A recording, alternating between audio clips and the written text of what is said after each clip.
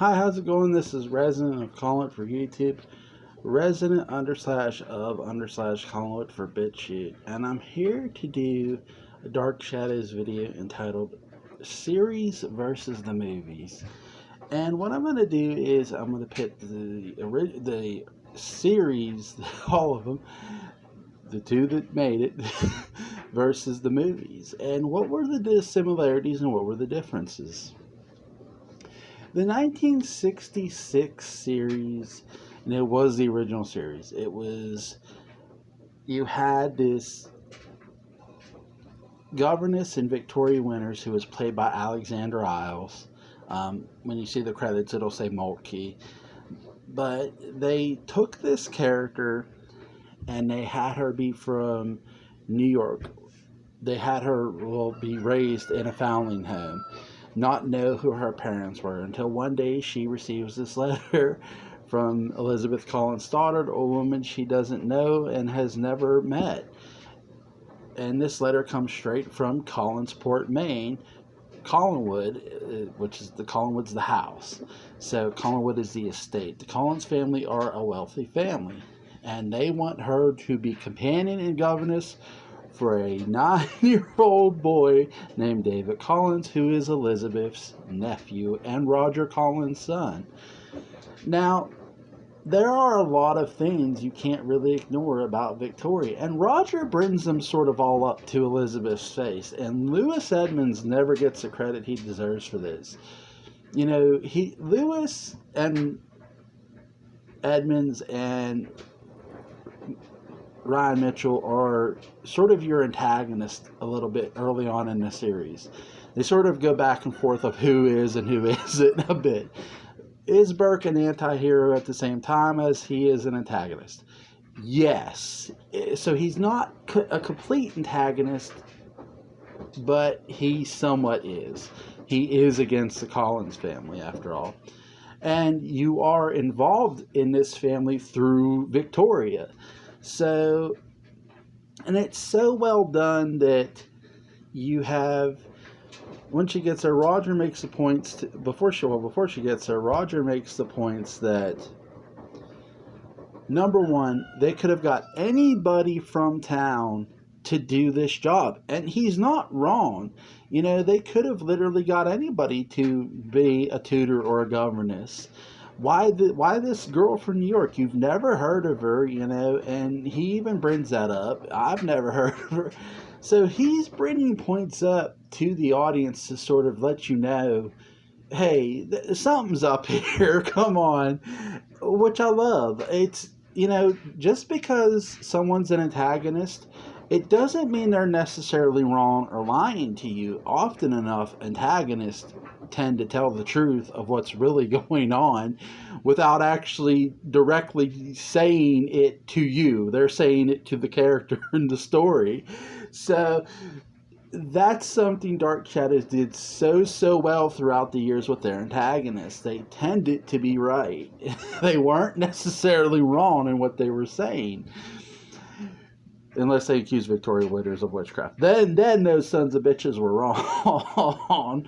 But, which happened within the story.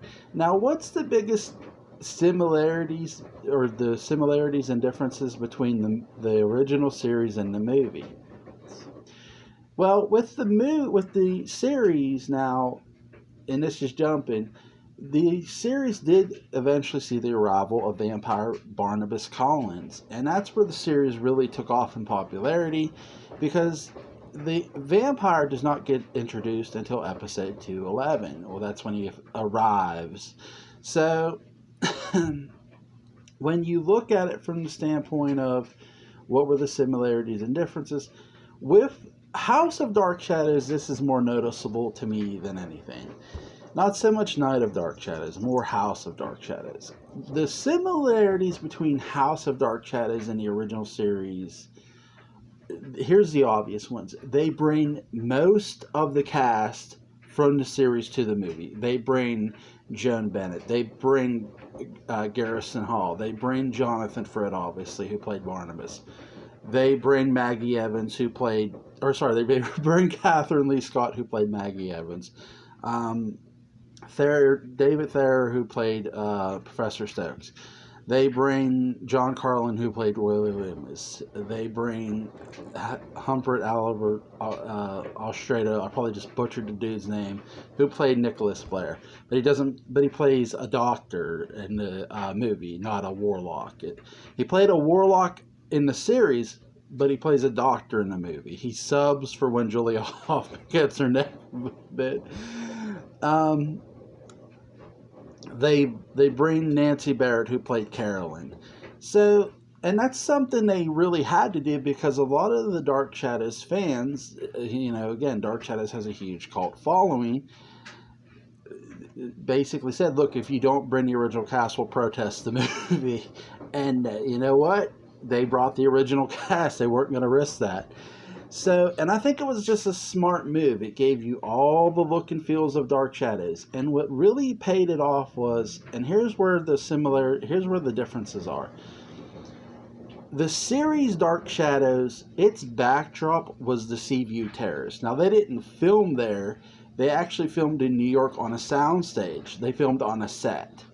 So they didn't film in the Seaview Terrace, but they used the Seaview Terrace and the old house as backdrops for the series. Now, for the movie, they actually shoot and film on location at the Lyndhurst Estate, which is beautiful. I dare say, I love the Seaview Terrace, but the Lyndhurst Estate in the movies made a great Collinwood. It really, really did. It captured everything the series brought you and more. I love the look. I love the cemetery, Sleepy Hollow Cemetery. Shout out to Mark, who was letting me know about that when we did our Dark Shadows discussion. That's at /Barnabas at Mag1981. I want to say that's his other one. But for Twitter, go check him out. So we were talking about that definitely on our discussion, and I didn't know about the cemetery. I didn't know what cemetery it was. I did know they filmed on the Lyndhurst Estate and on location. And what I'll say is that's something I find very unique. Here's this little show. It's proof that if a show becomes popular enough, it can become a movie. It can become a movie franchise. And Dark Shadows is, to me, very much proof of that. You have the series. Now, again, I pointed out the difference between the shooting. What were the similarities? Okay, I pointed out the cast. For House of Dark Shadows, the story is taken from the series pretty much.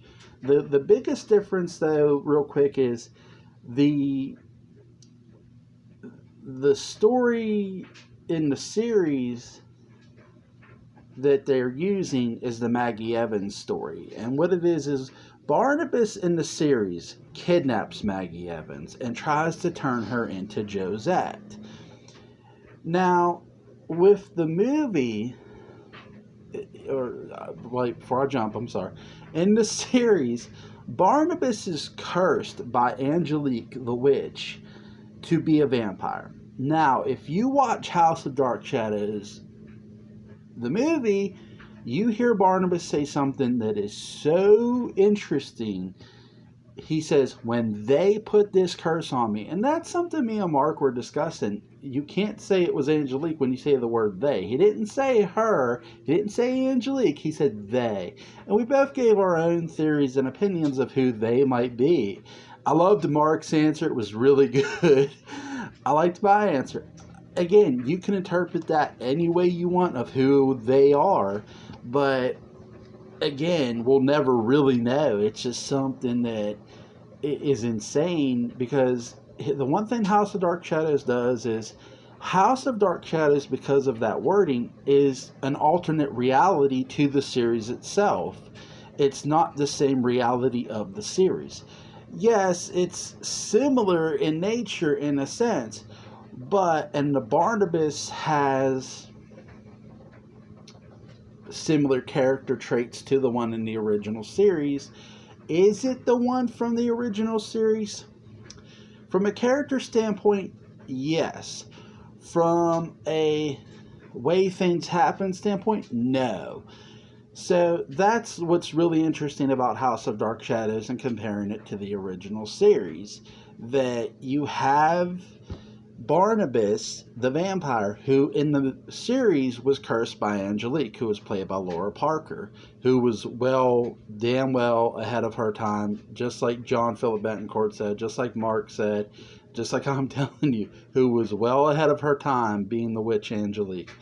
Where in the movie, you don't get who cursed him, you just hear the word they out of Jonathan Frid's mouth as Barnabas Collins as he's talking to Willie Loomis.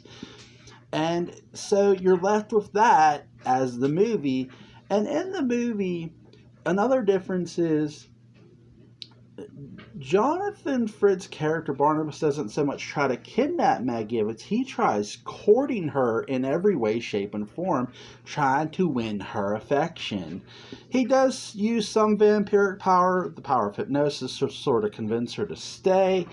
But from then on, after that, he tries everything from a human standpoint because, again, he's being experimented on by Dr. Julia Hoffman, who's trying to cure him and give him injections and blood transfusions.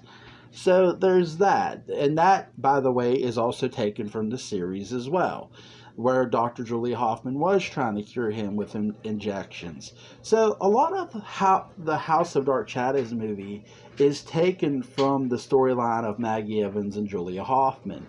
Where are the biggest differences? In the series, Maggie Evans' boyfriend was Joe, and fiance, you might as well say, was Joe Haskell. And in the movie, not so much. No Joe Haskell. This time, you get... It wasn't Peter Bradford. What did they call him? Was it Peter? I forget. But, God, that's awful. I'm trying to think of his name. Oh, God. That's awful. But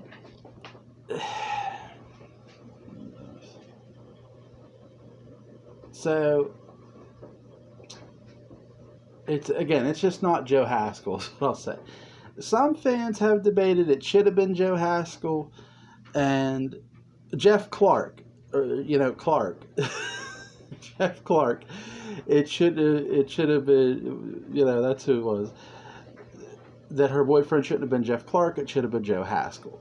And that's something I can't too much argue against. I sort of get the point, why didn't they make it Joe Haskell? Again, I think, the actor did a good job. The actor who played Jeff Clark did a really good job coming in and filling that void. Again, because the one thing you got to remember about House of Dark Shadows, again, is that it is an alternate reality. And for example, in House of Dark Shadows, Maggie Evans is the governess. She's not mentioned as the former waitress. She's the governess. You don't hear a mention of her dad, Sam Evans. It is what it is. It's an alternate reality. With the series, Maggie Evans was not the governess. She was the waitress at the restaurant inside the hotel. The original governess was Victoria Winters for well over 300 episodes. So, there you go. And then eventually they did take Maggie Evans and put her in that house, which I was not the biggest fan of. Look, I love Catherine Lee Scott. I just felt they could have done something so different with that character for that time. And with the movie, all they did was follow the direction of the series and make her the governess. She's always been the governess. So, and by the way, they did get David Hensley, who played David Collins, to come from the series too, to play his character. So, I think with comparing the series to the movie, there are similarities with House of Dark Shadows more so than Night of Dark Shadows. Now, are there similarities with Night? I think the biggest similarities is you're getting some of the cast there back too. You're getting David Collins, you're getting Laura Parker, you're getting Daphne, the girl who played Daphne. And you're getting John Carlin, obviously. You're getting Nancy Barrett, but she's in Night of Dark Shadows. Nancy Barrett is not playing Carolyn Collins. She's, playing someone else, which I love. I love how they married Willie Loomis, or John Carlin and Nancy Barrett in the film. That was beautiful. I love that. I love the dialogue in Night of Dark Shadows. The best thing about the Night of Dark Shadows is it's such a great psychological movie. In fact, I listed it on as number one in the comment section on Christian Hannah Horror's channel. Shout out to him. Because I just love the film. It's really psychological. It's all about a lot of things. It's about witchcraft. There's some element of time travel with it. Now, is it a complete film? In some sense, no. A lot of the footage was shot, but a lot of it was cut from the film. They do need, Warner Brothers has the footage. They do need to release Dan Curtis's director's cut, and I mean Dan Curtis's cut of this film on DVD. I would definitely buy it in a goddamn heartbeat. Night of Dark Shadows is my favorite Dark Shadows movie. I love it so much. Laura Parker is stunning and amazing, an amazing actress. She's so great in this film. You have David Selby, who, oh my God, he's not just... This isn't Quentin from the series. This is so different. Because, remember, in the series, Quentin's introduced as a ghost. Here, he's just some normal dude, which I love. He's not a werewolf in this movie. Again, this is an alternate reality, too. And he's a painter, which I love. Some could debate they're taking the Charles Delaware Tate character, but I don't think so. Not necessarily. To me, they're taking a character that looked like Quentin, but they're trying to turn Quentin into that character, make a possession happen, and they do it all so well throughout this movie. James Storm is in this movie. Real good job. The guy that played Gerard Stiles. I think he's Gerard in this movie too. I'm not sure. Again, I love Night of Dark Shadows for its psychological take and the way it's done. I do hope one day we get that director's cut. I hope, for everybody's sake, we get the director's cut of Night of Dark Shadows. Sorry if I messed that up. But I'd say, again, the biggest similarities and differences, the similarities is the cast for Night. The difference is you're not getting an exact story from the series. You're more getting your own story that is fresh and good. I love Night of Dark Shadows. Give that a check out. Now, for the 2012 movie, the one thing I found strange about the 2012 movie was, here's a movie that's made in 2012, but is actually set in the 70s at the tail end of the series, where the series ended. So, the two movies that were made in the 70s were filmed in the 70s. I mean, that made sense to set them in their present day. But with 2012, it's not filmed in 1970, it's filmed in 2012. But from a story standpoint, it's set in 1970. Stars Johnny Depp, Michelle Pfeiffer, Eva Green, Jackie Earle Haley as Willie Loomis. You have Bella Heathcote. You have... I agree with Mark. You have a lot of good sets here. They did a good job with the sets. The score of this movie is really, really good. This movie, from a score standpoint, deserves to be number 2.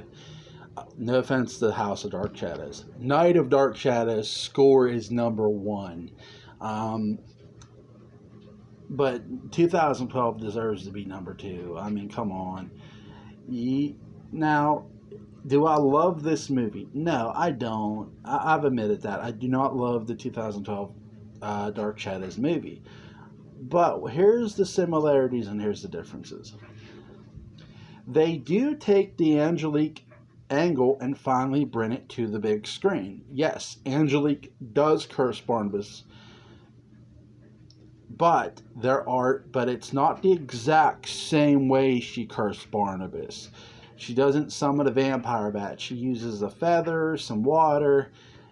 She curses him more of a proper witchcraft way, I would say, using a spell, not summoning a bat out of hell and biting him in the neck, because that's what happened in the series. She summoned a bat, crashed through the window, bit him in the neck.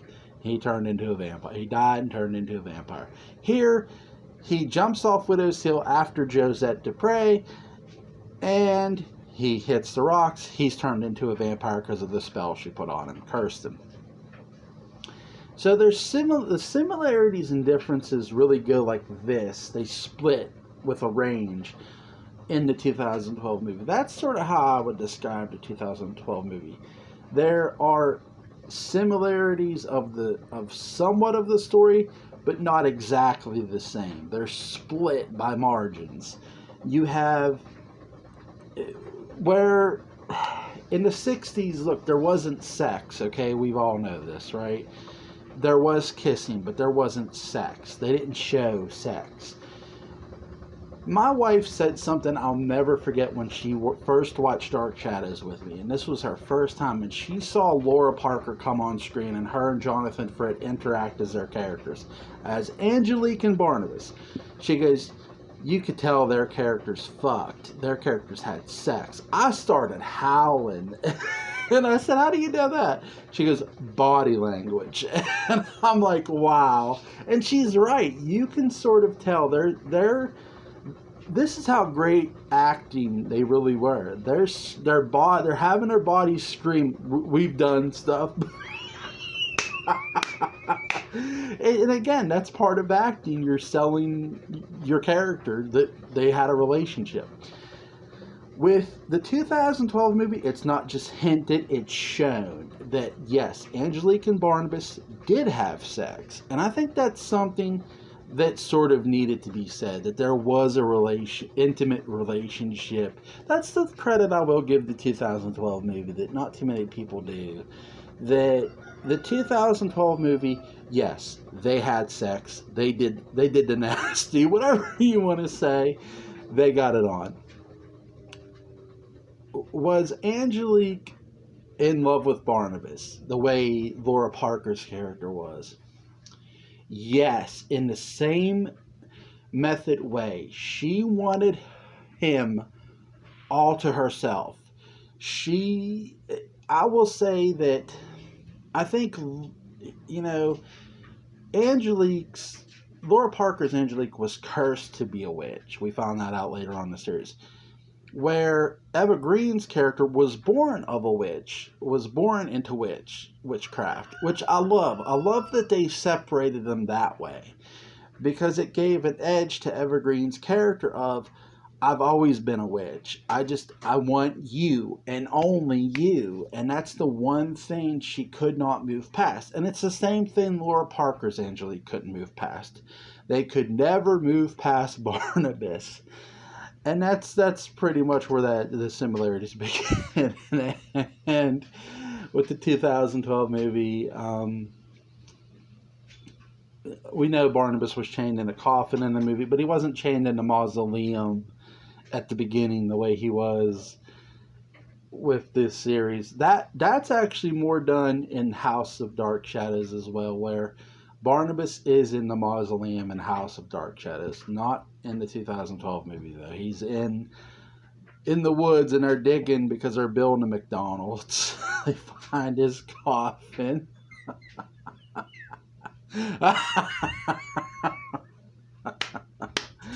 Beautiful job, guys. Beautiful. I'm trying to think if I missed anything. I'm sure somebody will tell me I did. Let me think.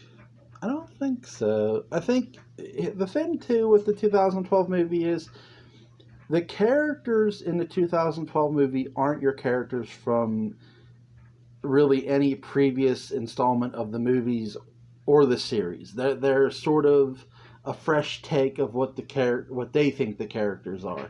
Now, whether you like that or not is your preference. Do I like that? I liked Willie, but they didn't give me enough of him. I did not like Rogers, how they portrayed Roger. I loved Elizabeth Colin Stoddard, and I loved Angelique. Especially their chemistry together was really, really, really well done. Eva Green and Michelle Pfeiffer do not get enough credit in that film. They make that film watchable to me, and that's why one reason I do go back and watch it is to watch those two. You girls, you women, beautiful job in that. Again, I don't hold Johnny Depp to his feet to the fire the way others do. I just think, look, he was going through a lot of shit and he was filming a lot of movies. I do think sometimes a product gets rushed and things happen, and I do feel that's 2012's Dark Shadows movie, and that's just my opinion of it. Look, if you disagree, if you love the film, great. I'm glad you do. I'm not here to beat you up for it. I just feel differently about it. I do feel 2012 has good moments. I will say this. You want to go look at the silver lining of 2012 Dark Shadows movie, look no further than Eva Green and Michelle Pfeiffer. I do wish Alice Cooper's wouldn't have just cameoed in this. I do think they could have told a story with Alice Cooper being Barnabas' father. I've said that to nauseum. But they didn't have him in that role, they didn't write that role for him. So, that, I think, I'm trying to think if there's anything else I missed. No, there's nothing I could think of. But, let me know what you guys think. Let me think. I'm trying to think if there's any link. I'm going to leave a link to Mag1981's channel. You can hit him up on Twitter at @I_Barnabas. You can also hit him up at Mag1981, at Mag1981. Mark, shout out to you. John, shout out to you, buddy. Guys, have a good one. Stay safe and stay out of all this craziness. See ya.